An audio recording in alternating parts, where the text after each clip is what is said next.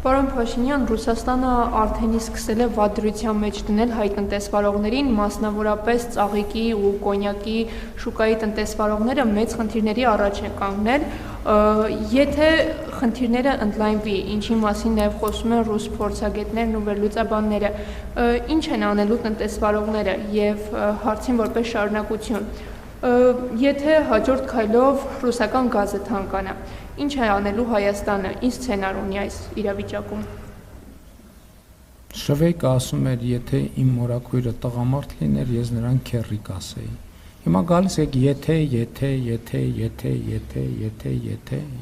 եթե։ Իսկ եթե չլինի, ինչ են անելու նրանք, ովքեր հիմա ասում են, որ եթե լինի, ինչ է անելու կառավարությունը։ Հայաստանը վաղուց պատրաստ է բոլոր սցենարներին, բայց ելի ուզում եմ ասել, որ ամեն դեպք պետք է խորանալ, փաստական հանգամանքը նայել, որովհետև չի կարելի տենց մի հատ ընդհանուր պատկեր նկարագրել եւ այդ պատկերի հովանոցի ներքո վարկածներ առաջ քաշել։ 2018 թվականից ես տասնյակ անգամներ հրապարակային եւ տասնյակ անգամներ ոչ հրապարակային խոսել եմ երկրում արտադրության ստանդարտիզացիայի անհրաժեշտության մասին։ Եվ մենք միլիոնավոր դոլարներ ենք հատկացրել տնտեսությանը, որպեսզի իրենք իրենց արտադրանքը ստանդարտիզացիայի ենթարկեն։ Արգելի գործընկերներ։ Ես չեմ տեսնում խնդիրներ։ Այն խնդիրները, որ կան, որոնք կապված են տնտեսության արդիականացման, այսօր կառավարության նիստում էլ էկոնոմիկայի նախարարը դրան անդրադարձավ, որոնք վերաբերվում են տնտեսության արդիականացմանը, մենք աջակցել ենք, աջակցում ենք եւ շարունակելու ենք աջակցել տնտեսվարողներին։ Բայց մենք նաեւ համաձայն չենք, որ այդ թվում տեխնիկական խնդիրները փորձ արվեն քաղաքական հովանոցի ներքո այլ կերպ ներկայացնել։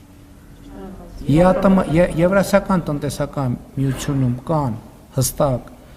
ապրանքների, ծառայությունների, ֆինանսական միջոցների եւ աշխատուժի ազատ տեղաշարժի մասին կարգավորումներ եւ այդ կարգավորումները գործում են, այդ թվում մեր որոշմամբ, այդ թվում իմ որոշմամբ, որպես Եվրասիական տնտեսական միության տնտեսական բարձրագույն խորհրդի անդամ եւ Եվրասիական տնտեսական միության միջկառավարական խորհրդի անդամ։ Իմիջիայլոց ես ԵԱՏՄ միակ պաշտոնյան եմ, ով եւ բարձրագույն տնտեսական խորհրդի անդամ է եւ միջկառավարական խորհրդի անդամ է։ Այսինքն ես ԵԱՏՄ գործերին լավագույնս տիրապետում եմ եւ նաեւ իմ գործն է ապահովել, որ ԵԱՏՄ տարածքում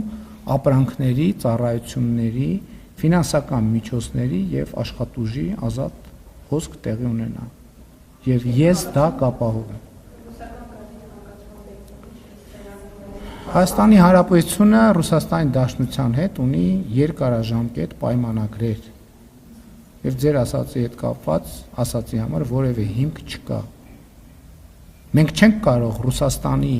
եւ որևէ այլ երկրի հետ հարաբերվել այն տրամաբանությամբ կամ երկիրը մի կողմ երկու սուբյեկտ չեն կարող իրար հետ հարաբերվել այն տրամաբանությամբ, որ կողմերից մեկը մտածի, որ դիմացի կողմը այս պայմանագիրն էլ է խախտելու, այս պայմանագիրն էլ է խախտելու, այս պայմանագիրն էլ է խախտելու, այս պայմանագիրն էլ է խախտելու, էս էլ է խախտելու, էս էլ։ Այդ նշանակում է այդ խախտող կողմը ասում է ես սուբյեկտ չեմ պայմանագրային, ոնց կարա տենց բան տեղի ունենա։ Շնորհակալություն, հաջորդ հարցը հանրային հարցերից։